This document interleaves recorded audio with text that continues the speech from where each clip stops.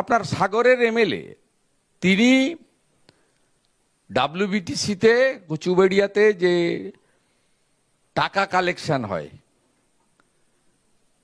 কদিন ধরে ট্রান্সপোর্ট ডিপার্টমেন্টের লোকেরা ওখানে টাকা মানে লিকেজ বন্ধ করে দিয়েছিল, সিসিটিভি ক্যামেরা সব লাগিয়ে টাগিয়ে।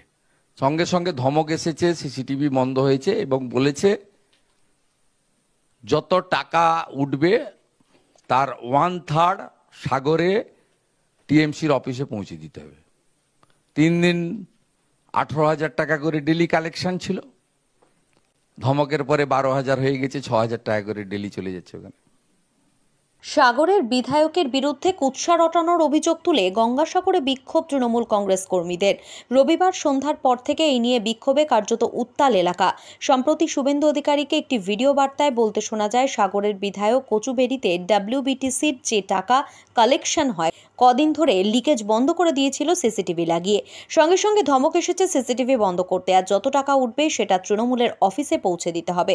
এদিকে এই বার্তার পর সাগরের বিধায়ক তথা সুন্দরবন উন্নয়ন মন্ত্রী বঙ্কিমচন্দ্র হাজরা তীব্র প্রতিক্রিয়া জানিয়েছেন। তিনি বলেছেন এই অভিযোগ সম্পূর্ণ মিথ্যা।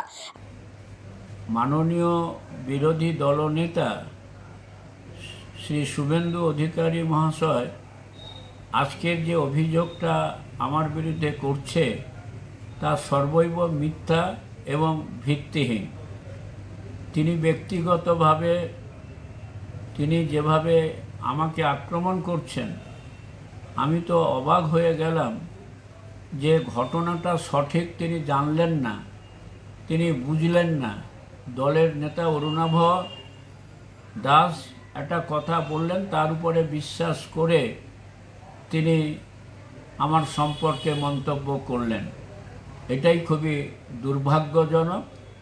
আমি দায়িত্ব নিয়ে বলতে পারি যে 9 টাকার টিকিট পরিবর্তে 18 টাকা করে টিকিট চলছিল। সেই মেশিন, যে নতুন মেশিন এনেছে ওনারা, সেই মেশিনের টিকিট কেটে সেটাকে বন্ধ করা হয়েছে। এখন সেই 9 টাকার রসিদে এতে টিকিট কেটে এখন তীর্থযাত্রীরা যাওয়া আসা করছে। ওই মেশিনগুলোকে সিজ করলে বোঝা যাবে। আপনারা দেখছেন news.in, একতরফা নয়, নিরপেক্ষ খবর।